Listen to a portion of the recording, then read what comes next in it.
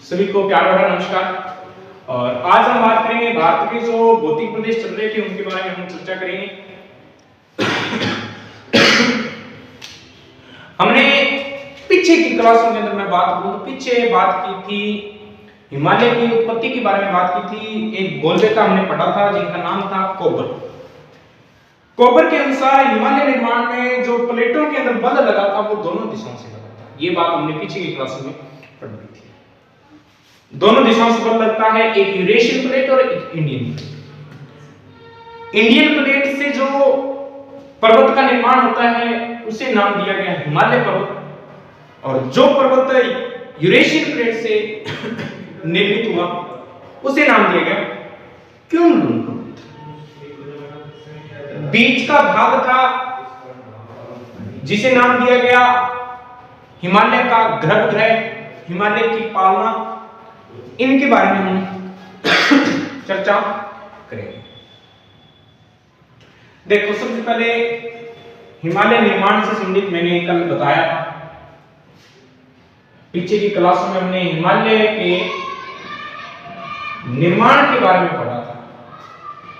ठीक है जी, दो प्लेटों के अभिसरण से निर्माण था। जब दो प्लेटें समान दिशा के साथ जब आपस में टकराती है तो उसको नाम देंगे हम अभिसरण। जब दोनों आपस में से दूर हो जाती है क्या लिखेंगे?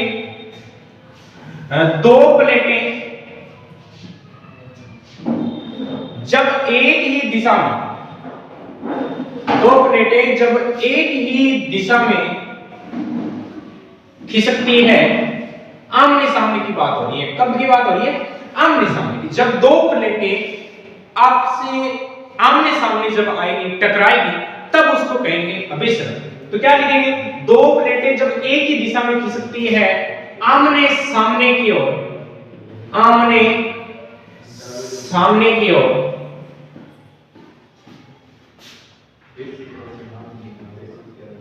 और उसे हम नाम देंगे, उसे हम अभिसरण कहते हैं। उसे हम क्या नाम देंगे? उसे हम अभिसरण कहते हैं। समझ में आई कि दो प्लेटें, मान लो जैसे एक प्लेट ये है, एक ये है। जब ये दोनों प्लेटें आपस में टकराएगी, दोनों प्लेटें आपस में टकराएगी, उसको हम कहेंगे अभिनंदन, अभिसरण। यानी कि अभी कोई व्यक्ति सामने से आता है तब हम उसका अभिनंदन करते हैं। क्या करते हैं? तब हम उसका अभिनंदन करते हैं। तो दो प्लेटें आपस में टकराई, यानी कि उसको हम क्या कहेंगे? अभिसरण। हिमालय का निर्माण दो प्लेटों के आपस में अभिसरण से हुआ है, जिसमें से एक प्लेट मैंने बताई थी इंडियन प्लेट और एक प्लेट थी यूरेशियन प्लेट। इन दोनों प्लेटों के बारे में मैंने बताया था। ठीक है, दो प्लेटें आपस में टकराती है, इसको नाम देंगे अभिसरण। ठीक है, जब दो प्लेटें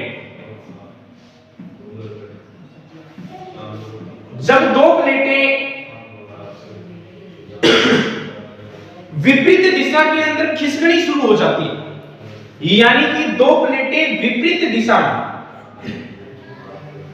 जब दो प्लेटें विपरीत दिशा में खिसकनी शुरू हो जाती है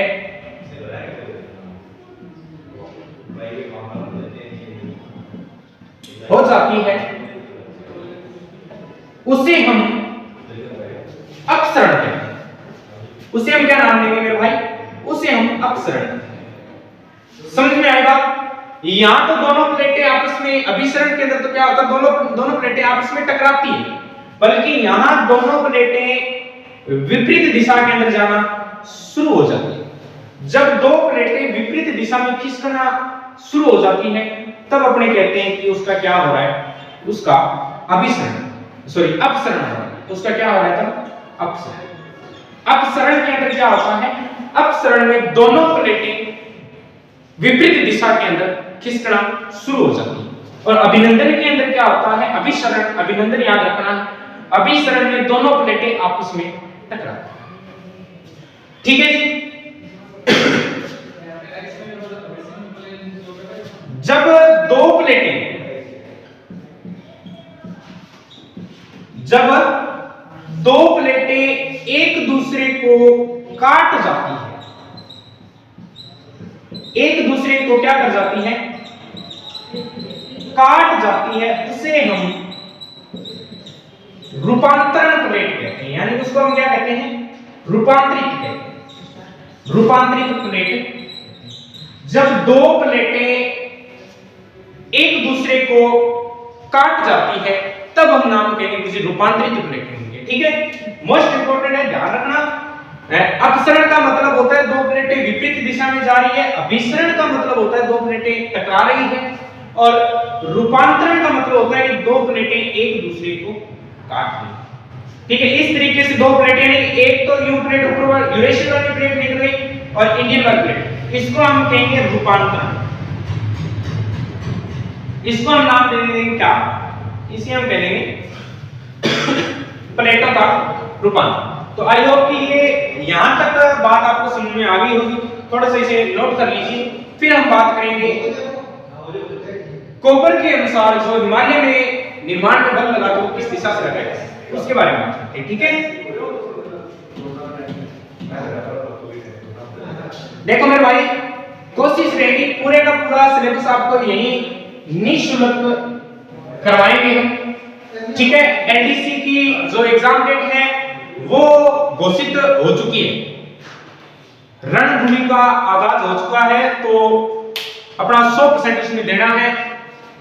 100% गारंटी के साथ कहता हूं कि जो आपकी एक बुक आती है ड्यूशेन, उसे पढ़िएगा, प्रश्न साइट ही उसमें से बाहर चला जाए, और एमसीक्यूज पर डे टेलीग्राम पे होती है, तो वहां भी आइए, मोस्ट वेलकम है। टेस्ट होता है शाम को 9 बजे के बाद, तो उसमें जरूर ज्वाइन होइए। अब देखो, हम बात करेंगे हिमालय, किसकी बात करेंगे, हिमालय निर्माण की बात। हिमालय निर्माण में देखो मुझे प्रश्न यहां से ये बनता है कि हिमालय निर्माण पहले तो किसके द्वारा हुआ, तो एक बात विशेष तौर पर ध्यान में रखनी है, हिमालय का निर्माण दो प्लेटों के अभिसरण से, दो प्लेटों के अभिसरण से हिमालय का निर्माण पूछ ले तो ध्यान रखना, दो प्लेटों के अभिसरण से हिमालय का क्या होता है, निर्माण होता है। अब एक प्रसिद्ध भूगोलविद आते हैं जिनका नाम आता है कोपर। कोपर के अनुसार मुझे बल किस दिशा से लगा था, दो प्लेटें आपस में टकराई, एक पर्वत यानी कि 33 सागर का अवसाद था जिसके बीच में पर्वत का निर्माण होता है, एक क्यून बनता है, एक हिमालय पर्वत बनता है। ठीक है, तो जब कोपर के अनुसार देखो बल किस दिशा से लगता है, कोपर महोदय के अनुसार, कोपर महोदय के अनुसार यह बताया जाता है कि बल जो लगा है प्लेटों में वो दोनों दिशाओं से लगा। कोपर महोदय के अनुसार निर्माण किस दिशा से लगा है, सॉरी बल किस दिशा से लगा है, तो कोपर महोदय के अनुसार जो बल लगा है वो दोनों दिशाओं से। कितनी दिशाओं से, यानी दोनों दिशाएं। गुरुजी दो दिशा कौन सी थी, जन दिशाओं से बल लगा, एक तो याद रखेंगे उत्तर और एक याद रखेंगे दक्षिण दिशा। कोपर महोदय का यह मानना है कि जब हिमालय का निर्माण हुआ दो प्लेटों के अभिसरण से हुआ, तो उन दोनों प्लेटों में जो बल लगा था वो दोनों दिशाओं से लगा, एक तो उत्तर से भी लगा और एक दक्षिण से। अब उत्तर से और दक्षिण से कैसे, देखो एक प्लेट तो थी इधर से जिसका नाम दिया मैंने यूरेशियन प्लेट, इस प्लेट को मैंने नाम दिया यूरेशियन प्लेट। क्या नाम दिया, यूरेशियन प्लेट। एक प्लेट थी जिसका नाम था इंडियन प्लेट, इस प्लेट को मैंने नाम दे दिया एक को इंडियन प्लेट। जब ये दोनों प्लेटें टकराई तो इन्हीं के बीच में भाग था, अवसाद पाया जाता है 33 सागर का अवसाद। बीच में किसका अवसाद, 33 सागर का अवसाद।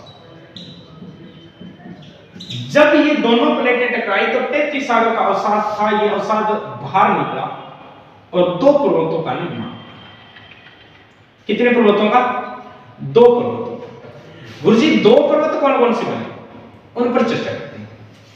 एक तो जो पर्वत बना, मैंने अभी पीछे नाम बताया था, जिसका नाम था क्यूनलुन पर्वत। एक पर्वत बना जिसका नाम क्या रखा गया? क्यूनलुन पर्वत। क्यूनलुन पर्वत पर से ये बनेगा, क्यूनलुन पर्वत किस प्लेट की तरफ था या किस प्लेट से निर्मित माना गया? तो यूरेशियन प्लेट से जो पर्वत बना वो बना क्यूनलुन। जो इंडियन प्लेट से पर्वत बना था उस पर्वत का नाम रखा गया हिमालय। उस पर्वत का नाम क्या रखा गया? उस पर्वत का नाम रखा गया हिमालय। हिमालय पर्वत का निर्माण इंडियन प्लेट वाले भाग की तरफ और क्यूनलुन पर्वत का निर्माण यूरेशियन प्लेट की तरफ। बीच में था अवसाद किसका? 33 साल का। इसी 33 साल के अवसाद से निर्माण होता है किसका? हिमालय। और ध्यान रखना, इसी 33 सागर को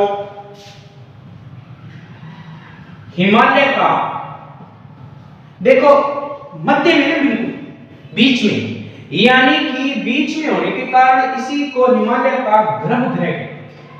हिमालय का क्या कहते हैं? गर्भगृह। 33 सागर को हिमालय का क्या कहा जाता है मेरे भाई? तो 33 सागर को हिमालय का गर्भगृह कहते हैं। इसी 33 सागर को हिमालय की पालना भी कहा जाता है।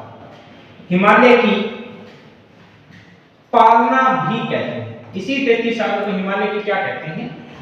हिमालय की पालना भी कहते हैं। इसे ही क्या कहेंगे? हिमालय का गर्भगृह। इसे ही हम क्या कहेंगे? हिमालय की पालना। कोबर का मत ये था।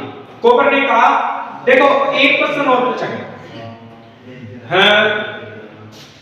हिमालय निर्माण से संबंधित प्रसिद्ध सिद्धांत कौन सा माना जाता है? प्रमुख सिद्धांत। ध्यान रखना, हिमालय से संबंधित जो प्रमुख सिद्धांत पूछा गया वो पूछा गया था मेरे भाई प्लेट विवर्तनी की सिद्धांत। कौन सा सिद्धांत? जिसका नाम दिया गया प्लेट विवर्तनी की सिद्धांत।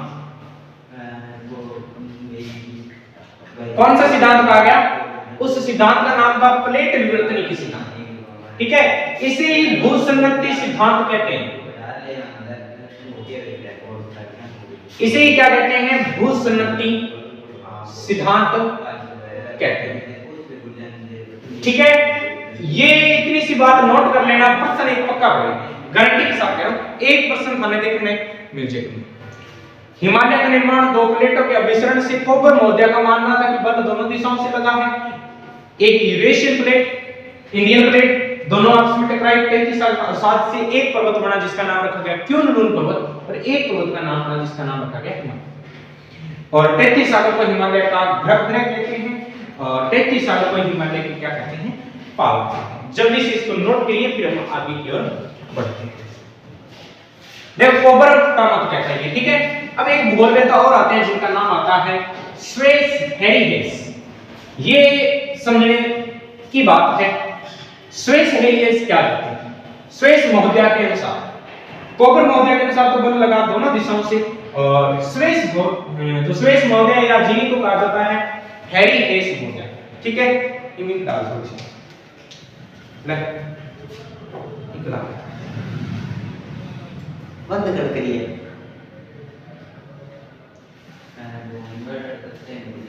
इनका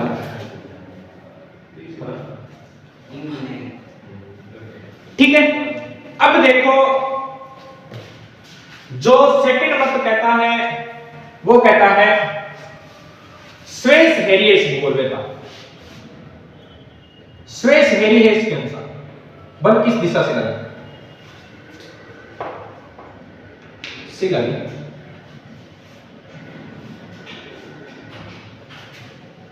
देखो, एक भूगोलवेत्ता आते हैं जिनका नाम है स्वेस। स्वेस महोदय क्या कहते हैं? हम पढ़ेंगे स्वेस महोदय के अनुसार। किसके अनुसार? स्वेस महोदय के अनुसार।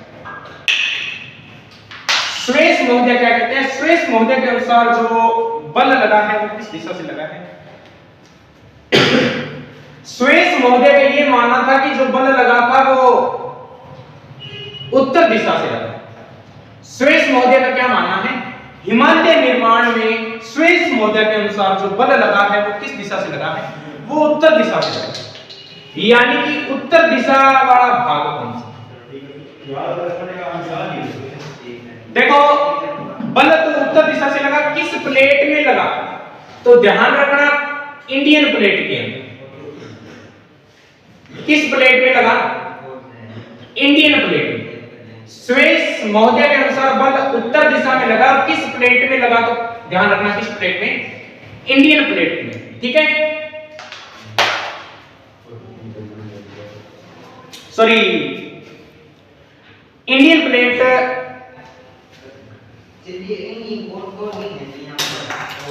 इंडियन प्लेट में है, सॉरी इंडियन प्लेट का जो भाग था ये भाग स्थिर था। ठीक है, इंडियन प्लेट वाला भाग क्या था? स्थिर था। जबकि स्वेस महोदय के अनुसार यूरेशियन प्लेट का जो भाग है ना, यूरेशियन प्लेट का जो भाग था ये भाग गतिशील है। स्वेस महोदय नाम याद रखना मेरे भाई, स्वेस महोदय के अनुसार बल किस प्लेट में लगा? यूरेशियन प्लेट के अंदर लगा है, न कि इंडियन प्लेट में। ये थोड़ा ध्यान रख लेना, यूरेशियन प्लेट में लगा है। स्वेस महोदय के अनुसार कौन सा भाग गतिशील था? तो यूरेशियन प्लेट का जो भाग है वो गतिशील माना गया।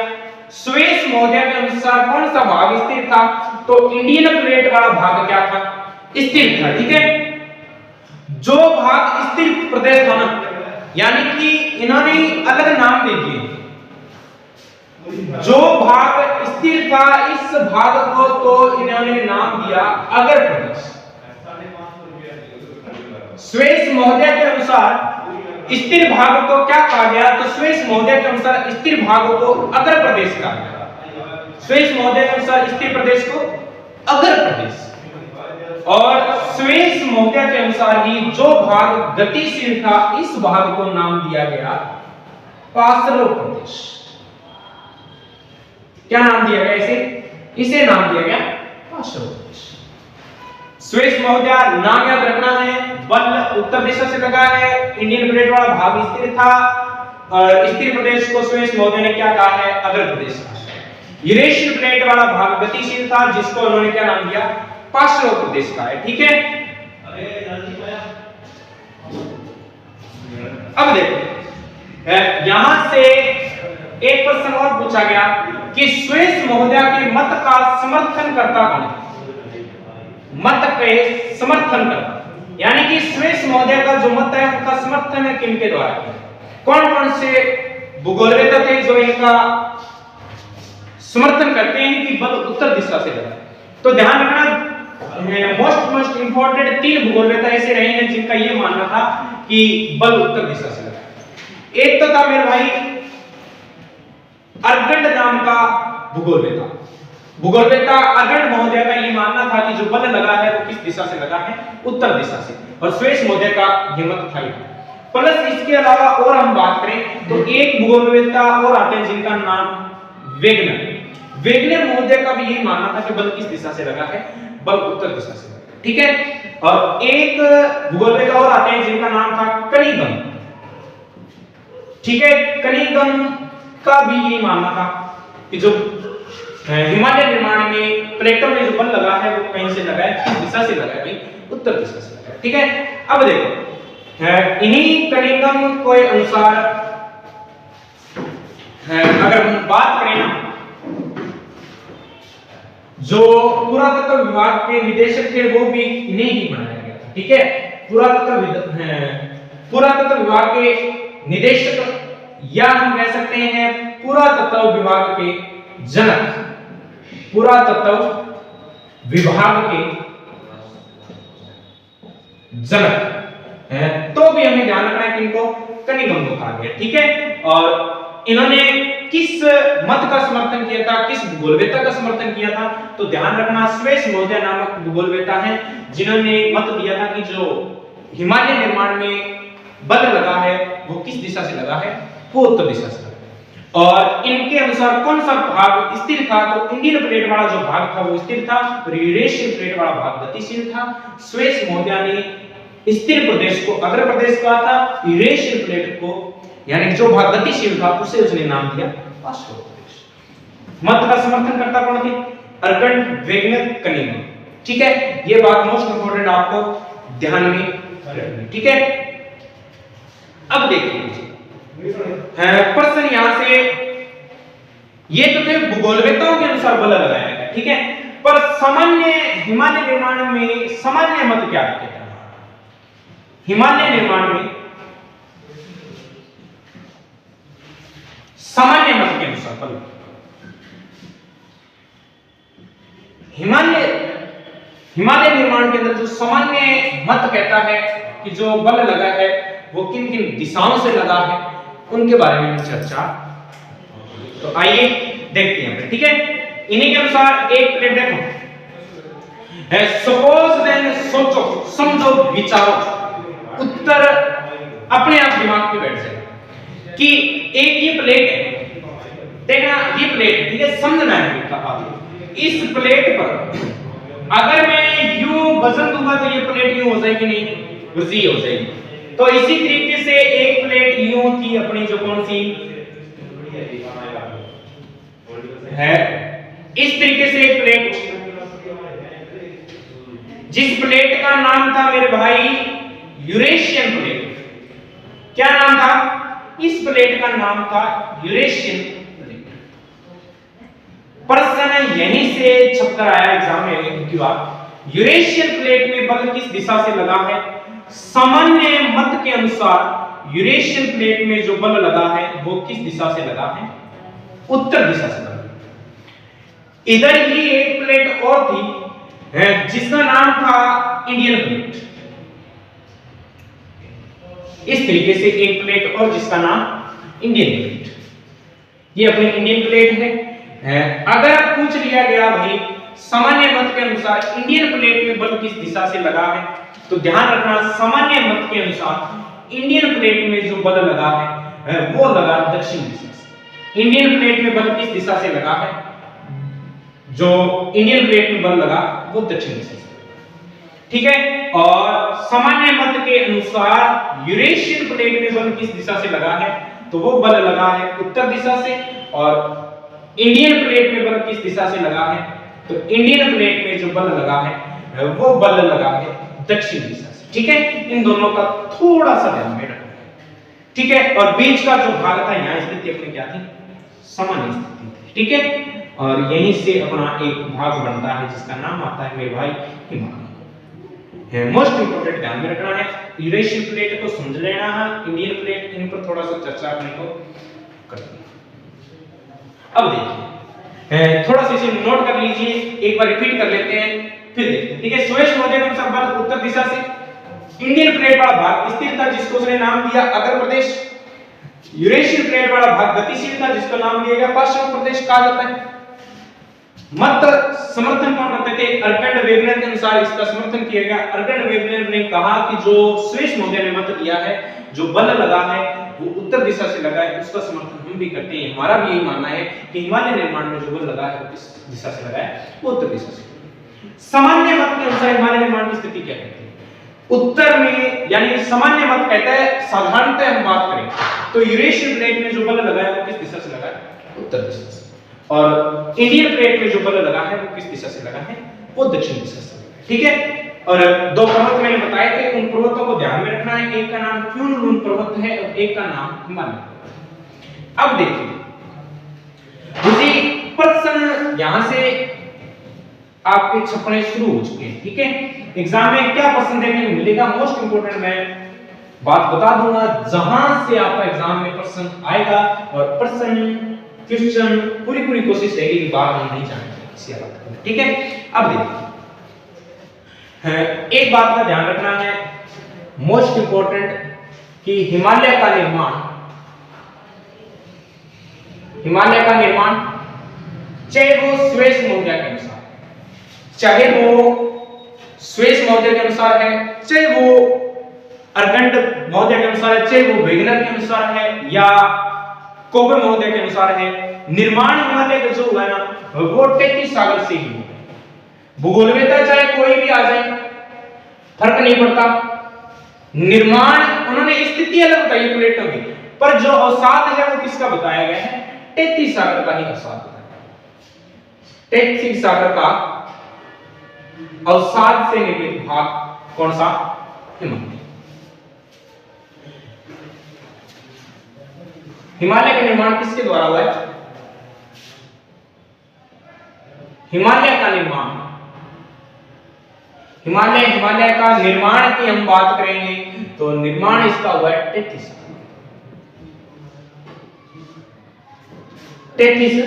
सागर के अवशेष। अब देखो भाई, हिमालय का निर्माण किसके द्वारा? तैत्तिस सागर। और हिमालय का जो निर्माण हुआ है कई कालक्रमों में हुआ है। ठीक है, हिमालय का जो निर्माण होता है वो कई कालक्रमों के अंदर होता है। देखो अपने हिमालय बनाते हैं छोटे छोटे हैं, ये एक हमारा हिमालय बना सबसे पहले। इस हिमालय को मैंने नाम दिया गुरुजी, ये हिमालय था हमारा ट्रांस हिमालय।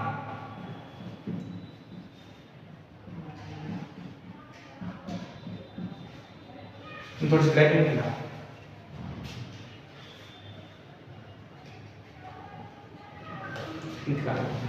ठीक है, हिमालय का ये एक तो भाग बना हुआ है, तो बना ट्रांस हिमालय। ट्रांस हिमालय के बाद एक भाग बना जिसका नाम था महान हिमालय। ट्रांस हिमालय के बाद एक भाग बना, उस भाग को नाम दिया गया महान हिमालय। देखना, अब इसको समझना है, यही याद हो जाएगा हिमालय का निर्माण किस काल में हुआ। ट्रांस हिमालय, महान हिमालय। उसके बाद एक हिमालय का भाग और बना जिससे हमने नाम दिया वृहत हिमालय, सॉरी मध्य हिमालय। महान हिमालय के बाद एक भाग बना जिसे नाम हमने दे दिया मध्य हिमालय। और एक उसके बाद हिमालय और बना अपना छोटा सा हिमालय जिसे हम नाम देते हैं शिवालिक का। ये हिमालय आ गया हमारा शिवालिक। अब प्रश्न कहां से पड़ेगा वो देखिए, हमें फोकस करना है ट्रांस हिमालय, महान हिमालय, मध्य हिमालय, शिवालिक हिमालय, इनके कालक्रम के ऊपर चर्चा करनी है। हिमालय का निर्माण कालक्रमों में हुआ है। हिमालय का निर्माण कई कालक्रमों में, यानी कि गुरुजी ट्रांस हिमालय किसे काल में बने हो? महान हिमालय किसे काल में? मध्य हिमालय किसे में? शिवालिक हिमालय कौन से काल में बना है? ये थोड़ा सा घुटघुट हो जाए हमारे कि यानी कि हम इसको याद कैसे रखें, चक्कर पड़ जाता है कि ये ट्रांस, महान, मध्य, शिवालिक, काल, मासोजोइक, इयोसीन, प्लायोसीन है क्या, भला क्या ये याद कैसे रखें? अब देखो इसको याद कैसे करें। ट्रांस हिमालय एक बार मैं वैसे लिखा हूं, ट्रांस हिमालय का निर्माण हुआ है मोसोजोइक काल। ट्रांस हिमालय का निर्माण किस काल में? मोसोजोइक। एक बार इसको नोट करते रहना, ठीक है ना, साथ के साथ याद हम चुटकियों के अंदर करेंगे। महान हिमालय बना है हमारा इयोसीन काल। महान हिमालय का निर्माण किस काल में? तो महान हिमालय का निर्माण हुआ है इयोसीन, मोसोजोइक काल, इयोसीन काल। ठीक है, फिर अपने बात करनी है मध्य हिमालय।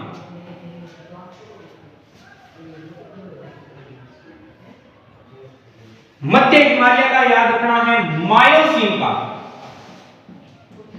मध्य हिमालय का याद रखना, निर्माण किस काल में हुआ है? तो मध्य हिमालय का जो निर्माण हुआ है वो हुआ है मायोसीन काल। मोसोजोइक, इयोसीन, मायोसीन। और शिवालिक हिमालय का याद रखना है हमें प्लायोसीन। गुरुजी समस्या हो गई, समस्या ये हो गई, लिख तो हमने ली पर याद कैसे? देखो कुछ नहीं है, थोड़ा सा देखो फंडा, अपना घरेलू फंडा लगाते हैं, ठीक है। इन बोला घरेलू फंडा ये लगाना, ओ है ट्रांसफार्मर। ई ट्रांसफार्मर पे चिमड़िया को मासो जी ट्रांसफार्मर मोसो जानो नहीं, मोसो की ने चिमड़िया ट्रांसफार्मर मोसो जो एक काल में किसो बनड़ो है? ट्रांसफार्मर। अब देखो मोसो यानी जो महान आदमी है, ट्रांसफार्मर में कौन चिमड़ियो? मोसो जो महान आदमी इया ही करसी, इया यानी तो नहीं करेगा, तो ये रोक ले। महान आदमी ये करसी इयो सी का मध्य में कौन बैठी, मध्य में बैठी माऊ। जब अर्थी यानी कि देखो चिमड़े वाली सीधी सी बात, ट्रांसफार्मर चिमड़े की मृत्यु ही हुई। जब लास्ट बीच में वाली, बीच में कौन बैठी है, माऊ। मध्य में कौन बैठी, माऊ। मध्य हिमालय मायोसिन काल। पर शिवजी गणोई पाल्यो, शिवजी गणोई पाल्यो प्लायोसिन काल। ट्रांस हिमालय मोसोजी, ट्रांस हिमालय के चिमड़िया यानी कि ट्रांसफार्मर ट्रांस हिमालय मोसोजी का। महान आदमी ये ही करसी इयोसिन का। मध्य में माऊ बैठी मायोसिन का। शिवजी गणोई पाल्यो प्लायोसिन का। बस सीधा सा फंडा है। ट्रांस हिमालय का निर्माण हुआ वो मेसोजोइक काल में, महान हिमालय का निर्माण हुआ वो इयोसिन काल में, मध्य हिमालय का निर्माण हुआ वो मायोसिन काल में, शिवालिक हिमालय का निर्माण हुआ वो प्लायोसिन काल। ठीक है, ये हिमालय के निर्माण की कालक्रम श्रेणी। हिमालय के निर्माण की क्या है, निर्माण की कालक्रम श्रेणी। हिमालय के प्रश्न पूछ सकता है कालक्रम श्रेणियां हिमालय की, तो याद रख लेना। ट्रांस हिमालय का निर्माण मेसोजोइक काल में, महान हिमालय का निर्माण इयोसिन काल में, मध्य हिमालय का निर्माण मायोसिन काल में, शिवालिक हिमालय का निर्माण प्लायोसिन काल में। जल्दी नोट करो, फिर आप आगे और देखो।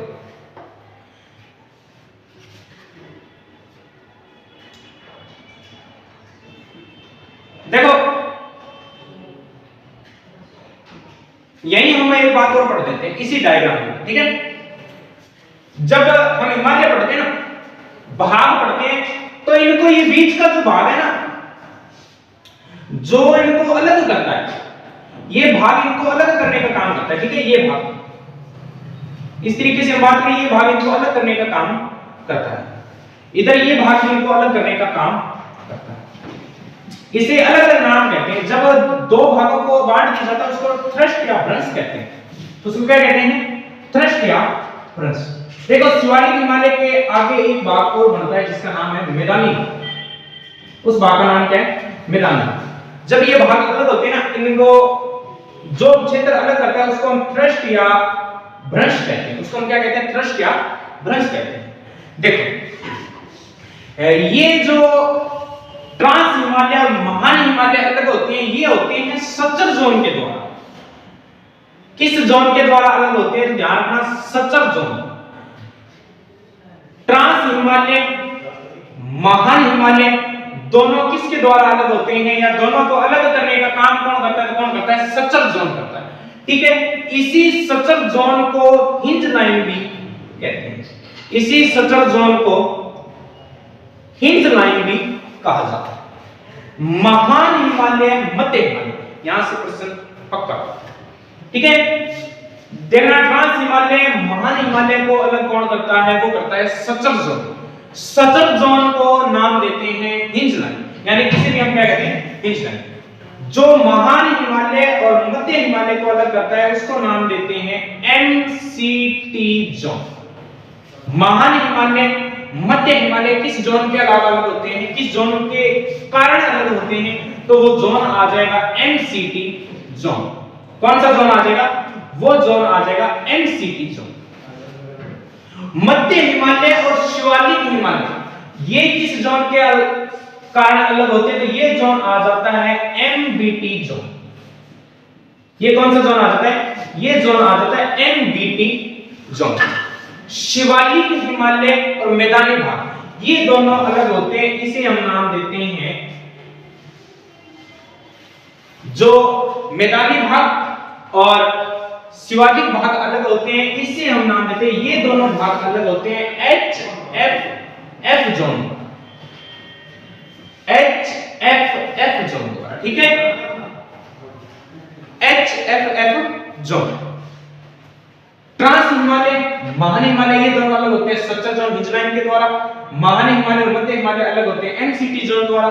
मध्य हिमालय और शिवालिक हिमालय अलग होते हैं एमबीटी जोन द्वारा।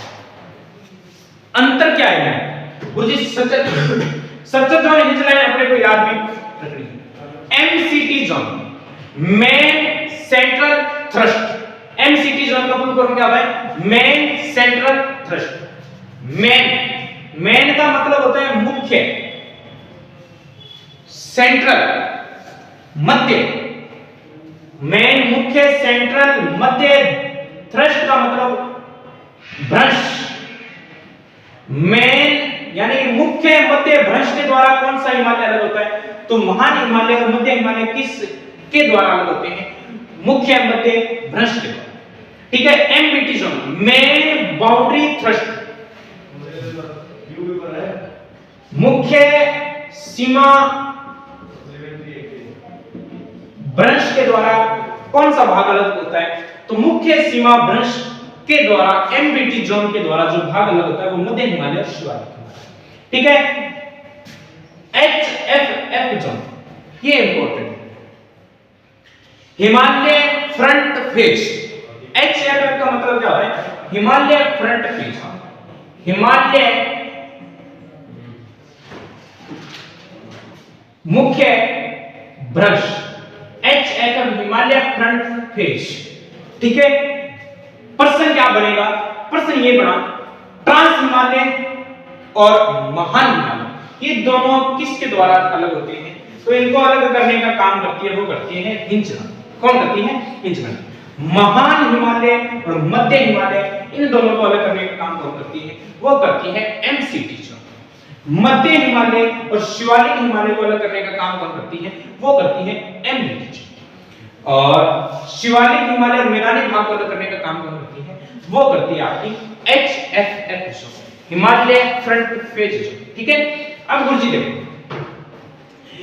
प्रश्न देखो, जोन के अलावा फॉल्ट भी कह देता है कई बार कि इन ये मुख्य फॉल्ट है जो इनको अलग करते हैं। तो आपको कोई भी लाइन हुआ है या लाइट वगैरह आप देखते हैं फॉल्ट आ गया, भाग अलग से फॉल्ट आ जाए, तो ये एक फॉल्ट है। ठीक है, इनके अलावा कोई और फॉल्ट है क्या? बिल्कुल गुरुजी, इनके अलावा अलग फॉल्ट है। फॉल्ट अलग अलग कौन सी है वो देखो, ये तो ही है, इनके अलावा फॉल्ट कौन कौन से? पहले इसको नोट कर लीजिए फिर हम देखते हैं।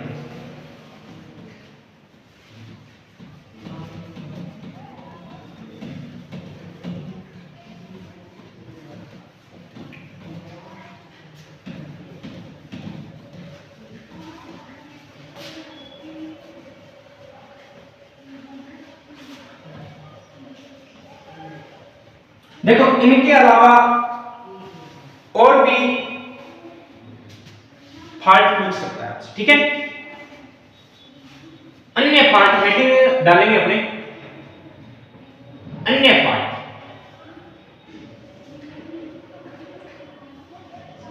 मोस्ट इंपोर्टेंट है अन्य फॉल्ट में क्या बातें क्या क्या देखने को मिलती है। एक मेरे भाई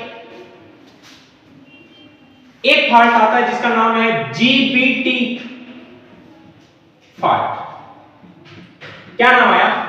नाम आया जीबीटी फॉल्ट, महान सीमा भ्रंश, महान सीमा भ्रंश। प्रश्न बना जीबीटी फॉल्ट किनको अलग रहेगा? महान सीमा भ्रंश। ये भाग अलग करेगा अरावली और विंध्याचल से, अरावली व विंध्याचल श्रेणी।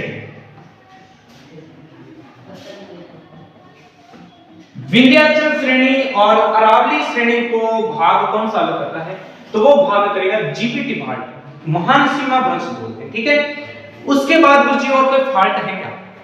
अरे जरूर फॉल्ट है। दूसरा हम इसके अलावा फॉल्ट देखें तो एक फॉल्ट आता है हमारा हाफ लॉन्ग फॉल्ट बोलते हैं। क्या बोलते हैं? Half long fault. गुरुजी ये फॉल्ट कहां है? मेरे भाई ये फॉल्ट पड़ता है Arunachal Pradesh. Half long fault कहां का है? तो ये फॉल्ट मुख्यतः है Arunachal Pradesh. Half long fault कहां है? ये फॉल्ट मुख्यतः अरुणाचल प्रदेश में। उसके अलावा मुझे कोई और फॉल्ट है क्या? बिल्कुल है। एक फॉल्ट आता है दिल्ली हरिश्चंद्र, या जिसको हरिद्वार फॉल्ट बोलते हैं, दिल्ली हरिद्वार,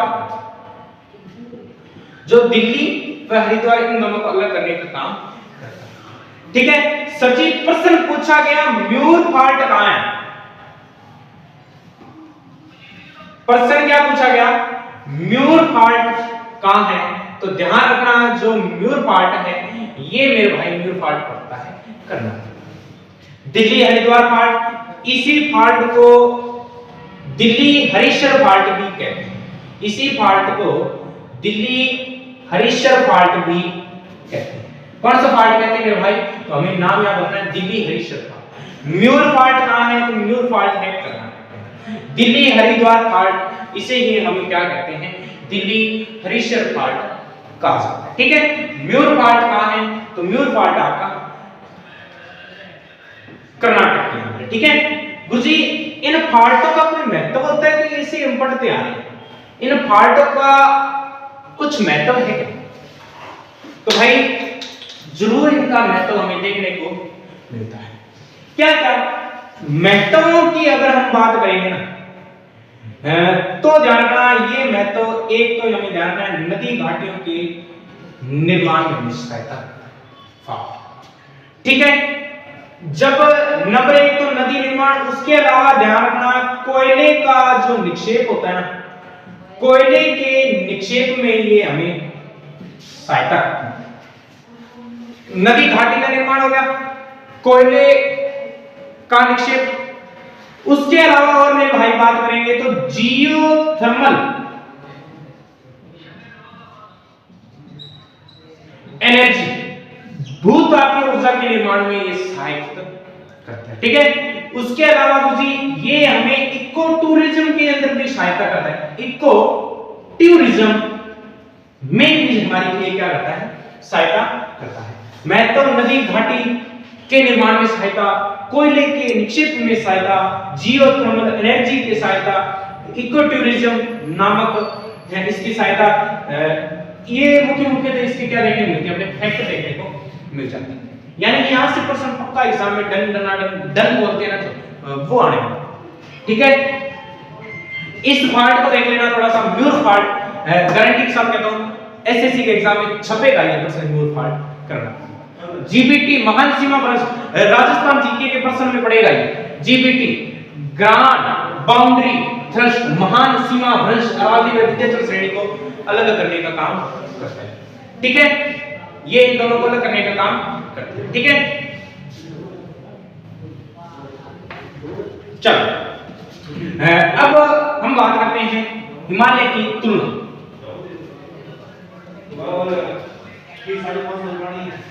हिमालय की तुलना किसके द्वारा की गई है? हिमालय एक प्रकार का क्या है? नवीन वलित पर्वत है। हिमालय नवीन वलित पर्वत है, नवीन वलित पर्वत है। और हिमालय की अगर हम बात करें तो हिमालय की जो तुलना की गई है,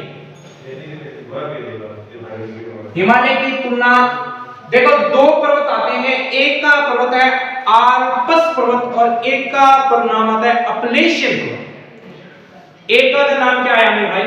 है तुलना यूरोप की, जो यूरोप में पर्वत पड़ते हैं जिनका नाम है आल्प्स पर्वत। इन आल्प्स पर्वत से इनकी क्या की गई है?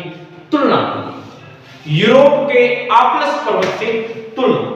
और हिमालय नवीन वलित पर्वत है, इनकी तुलना यूरोप के आल्प्स पर्वत से की गई, न कि अपलेशियन पर्वत से। ठीक है, हिमालय का निर्माण अभी भी जारी है, ये भी ध्यान रखना। कारण क्या है जी? क्योंकि हिमालय का जो निर्माण है ये अभी भी जारी है, हिमालय का निर्माण अभी भी जारी है। क्या साक्ष्य है जी? साक्ष्य ये कि एक तो भूकंप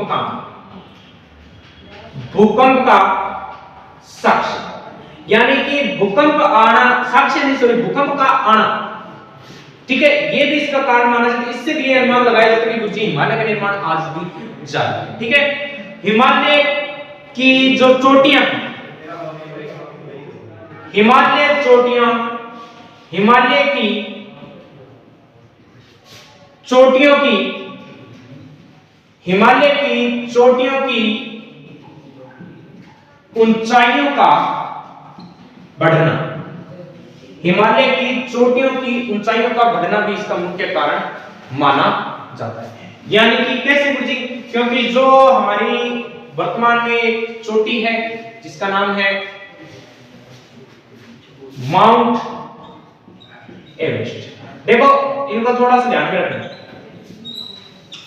इसकी जो चोटी अब वर्तमान में ऊंचाई हो चुकी है ना, वो हो चुकी है 8848.86 मीटर। पहले कितनी थी? पहले 8848 मीटर थी, अब कितनी हो चुकी है? 8848.86 मीटर हो चुकी है वर्तमान आंकड़ों के अनुसार। यहां से ये अनुमान लगाया जाता है कि जो हिमालय का जो निर्माण है वो आज भी जारी है, ठीक है, यानी अभी भी हिमालय का निर्माण बढ़ रहा है। जो प्रमाण ये मिलते हैं कि एक तो बार बार भूकंप का आना, दूसरा हिमालय की चोटियों की ऊंचाइयों का, ठीक है। हिमालय विश्व की सबसे ऊंची पर्वत श्रृंखला है, ये भी ध्यान में रखना। हिमालय विश्व की सबसे ऊंची पर्वत श्रृंखला, हिमालय विश्व की सबसे ऊंची पर्वत श्रृंखला, हिमालय विश्व की सबसे ऊंची पर्वत श्रृंखला। प्रश्न मुझे ये बना, हिमालय विश्व की सबसे ऊंची पर्वत श्रृंखला है, औसतन ऊंचाई कितनी है हिमालय की? हिमालय की औसत ऊंचाई कितनी है? तो हिमालय की औसत ऊंचाई है 6100 मीटर। हिमालय की औसत ऊंचाई कितनी है? 6100 मीटर, ठीक है मुझे कहा। अब प्रश्न बढ़ेगा हमारा क्या कि मुझे हिमालय का विस्तार कहां से कहां तक है? हिमालय का विस्तार देखो, हिमालय नवीन वर्णित पर्वत है, तुलना यूरोप के आप्लस पर्वत से, न कि अपलेशियन पर्वत से। निर्माण अभी भी जारी है, कारण भूकंप का आना, हिमालय की चोटियों की ऊंचाई का बढ़ना। जो माउंट एवरेस्ट है इसकी वर्तमान में ऊंचाई कितनी हो चुकी है? 8848.86 मीटर हो चुकी है, जिससे ये प्रमाणित होता है कि हिमालय का निर्माण आज भी जारी है, ठीक है। विस्तार हम बात करेंगे, विस्तार की अगर हम बात करें, अगर विस्तार देखा जाए नदियों की दृष्टि से, किसकी दृष्टि से? नदियों की दृष्टि, यानी मुझे नदी की दृष्टि से देखें तो किस नदी से किस नदी तक ये भाग फैला? एक मेरे भाई नदी आती है जिसका नाम है सिंधु नदी। कौन सी नदी? एक नदी आती है जिसका नाम है सिंधु नदी। सिंधु नदी से लेकर ब्रह्मपुत्र नदी तक फैला भाग ये किस नाम से जाना जाता है? हिमालय का विस्तार अगर पूछ ले जाए नदियों की दृष्टि से तो ध्यान रखना, सिंधु नदी से लेकर ब्रह्मपुत्र नदी तक यह भाग फैला, ठीक है। अगर प्रश्न आ गया मेरे भाई हिमालय का विस्तार पर्वतों की दृष्टि से, अगर हमसे पूछ लिया किसकी दृष्टि से? पर्वतों की दृष्टि से पूछ लिया जाए तो ध्यान रखना, पर्वतों की दृष्टि से ये नंगा पर्वत से लेकर नामचा पर्वत, नंगा पर्वत से लेकर किस पर्वत तक? नामचा पर्वत तक। गुरुजी कितने किलोमीटर भाग में ये फैला हुआ है? तो ध्यान रखना, लगभग ये आपका 2400 किलोमीटर लंबा ये क्षेत्र आ जाता है। लंबाई कितनी आ जाती है? लंबाई आ जाती है इसकी 2400 किलोमीटर तक आ जाती है, ठीक है। हिमालय की लंबाई अगर पूछ लेना तो ध्यान रखना, हिमालय की लंबाई है हमारी 2500 किलोमीटर। हिमालय की लंबाई कितनी है? 2500 किलोमीटर। हिमालय की लंबाई वर्तमान में अभी इसकी लंबाई है ना, ये नंगा पर्वत वाली, ये भी वर्तमान में 2500 ही हो चुकी है, ठीक है। ये भी लंबाई कितनी हो चुकी है? 2500 किलोमीटर। और हिमालय की वर्तमान में लंबाई कितनी है? तो हिमालय की वर्तमान में जो लंबाई है वो है 2500 किलोमीटर। कितनी है? 2500 किलोमीटर, ठीक है। प्रश्न देखो, विस्तार पूछ ले नदियों की दृष्टि से तो सिंधु नदी से लेकर ब्रह्मपुत्र नदी गणत नहीं करनी है, नंगा पर्वत से लेकर नामचा पर्वत, लंबाई पूछ ले तो 2400 किलोमीटर। अगर हमसे पूछ ले हिमालय की ऊंचाई कितनी है, ठीक है, हिमालय की ऊंचाई पूछ ले, अभी औसतन ऊंचाई मैंने बताई है आपको 6100 मीटर तक। औसतन ऊंचाई कितनी है हिमालय की है वो वहां लिखा रखी है, क्योंकि यहां लिख देते हैं ऊंचाई की हम बात करें तो ऊंचाई आ जाएगी हिमालय की 6100 मीटर। हिमालय की औसतन ऊंचाई कितनी है? 6100 मीटर, ठीक है। प्रश्न पूछा गया हिमालय की चौड़ाई कितनी है? हिमालय की चौड़ाई का हमें ध्यान में रखना है 160 मीटर से लेकर 400 मीटर है, 160 किलोमीटर से लेकर 400 किलोमीटर तक ये भाग फैला हुआ है। ठीक है, ये इसकी क्या आ जाती है, औसतन चौड़ाई होती है। और हिमालय एक प्रकार का क्या है, नवीन वलित पर्वत है। ठीक है, विश्व की सबसे ऊंची पर्वत श्रृंखला हिमालय है। हिमालय की चोटी की ऊंचाई का बढ़ना माना जाता है कि हिमालय का निर्माण आज भी जारी है। माउंट एवरेस्ट की जिसकी वर्तमान ऊंचाई कितनी है, 8848 मीटर। विस्तार नदियों की दृष्टि से पूछा जाए, सिंधु नदी से लेकर ब्रह्मपुत्र नदी तक। पर्वतों में पूछा जाए तो नंगा पर्वत से लेकर नामचा पर्वत तक। और ऊंचाई पूछ ले तो औसतन 6100 मीटर। ठीक है, चौड़ाई पूछ ले तो 160 से 400 मीटर तक। लंबाई पूछ ले तो कितनी है, 2400 किलोमीटर। ये विशेष तौर पर इतनी सी बातें हमने हिमालय के बारे में पढ़ी हैं। बाकी हिमालय को हम देखेंगे कल की क्लास में। जल्दी से इसका नोट कर लीजिएगा। देखिए, प्रश्न एक आधा आपका पक्का एग्जाम है, ये गारंटी के साथ है। ठीक है, और जो टॉपिक यहाँ करवाया जाता है इसका जस्ट दूसरे दिन टेस्ट होता है।